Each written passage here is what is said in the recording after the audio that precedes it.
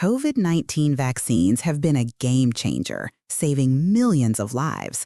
According to the World Health Organization, about 3 million people are saved each year thanks to vaccination programs, but they've also sparked a lot of debates and worries around the world, from wild conspiracy theories to concerns about safety and unequal access.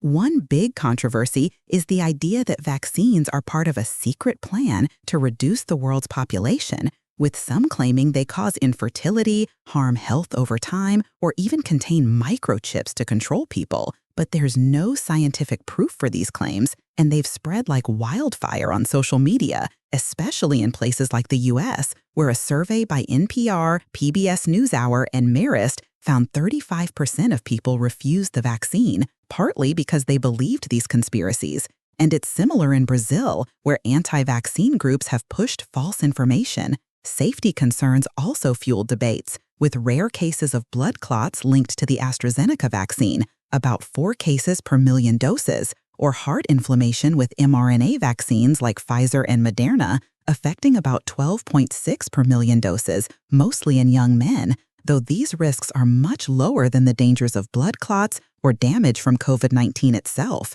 Distrust in health systems and drug companies has made things worse, especially in France, where 41% of people don't trust vaccine safety, partly due to past medical scandals like the HIV vaccine trials in the STEP study. On top of that, unequal vaccine access is a huge issue. Low-income countries got only 15.02 million doses out of 5 billion worldwide by August 2021, leaving places like Africa with less than 2% vaccination rates, raising risks of unrest and economic harm, while rich countries like the US spent $9 billion on 700 million doses but still faced resistance from 35% of its people. To understand this better, let's look at what COVID-19 is at the molecular level. It's caused by the SARS-CoV-2 virus, a single-stranded RNA virus with about 30,000 nucleotides in its genetic code, which makes 4 main structural proteins: the spike protein S,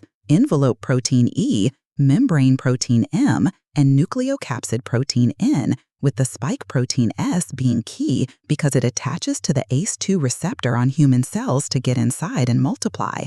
Now, what are COVID-19 vaccines made of at the molecular level? For mRNA vaccines like Pfizer and Moderna, the main ingredient is mRNA that codes for the spike protein S, wrapped in tiny lipid particles made of DSPC, cholesterol, and pegylated lipids to protect the mRNA and help it enter cells, along with ingredients like salts, sugar, and buffers like tris or phosphate to keep the vaccine stable. Vector vaccines like AstraZeneca and Johnson & Johnson use a harmless adenovirus like Ad26 or ChAdOx1, carrying DNA for the spike protein, mixed with ingredients like polysorbate 80, ethanol, histidine, and salts.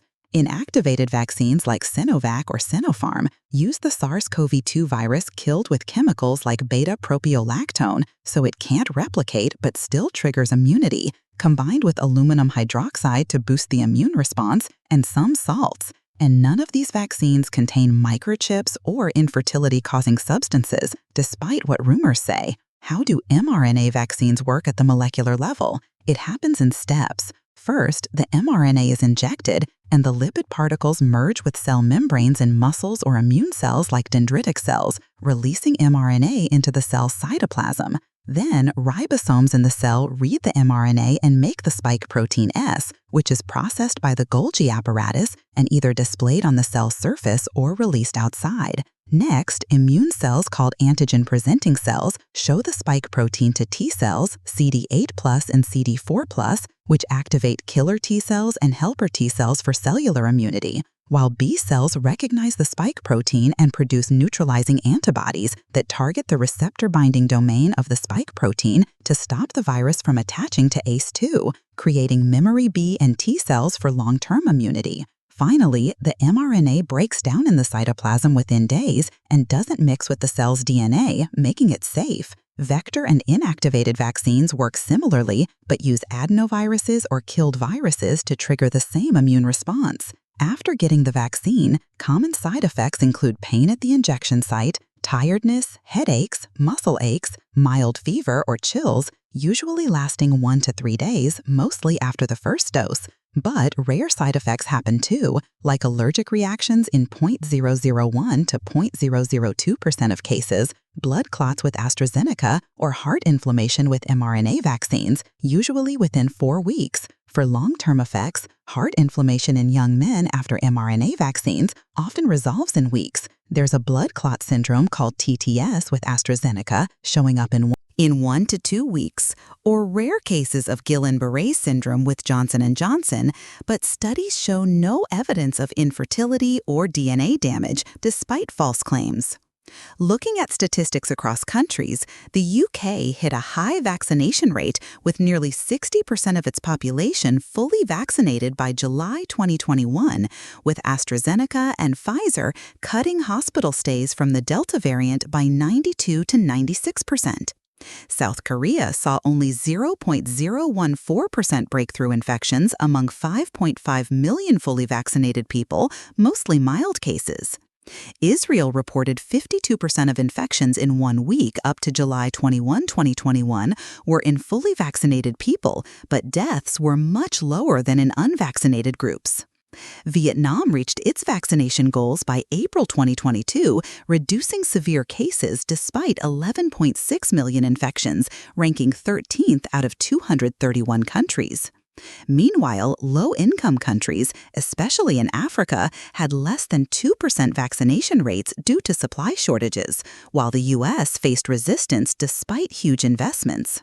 The Delta variant caused more infections in countries using Sinovac or Sinopharm, like Bahrain, while mRNA vaccines performed better in Germany, Denmark, and the U.S., proving vaccines are a critical tool against COVID-19, but challenges like unequal access and misinformation still need transparency and global cooperation to overcome, ensuring vaccines benefit everyone.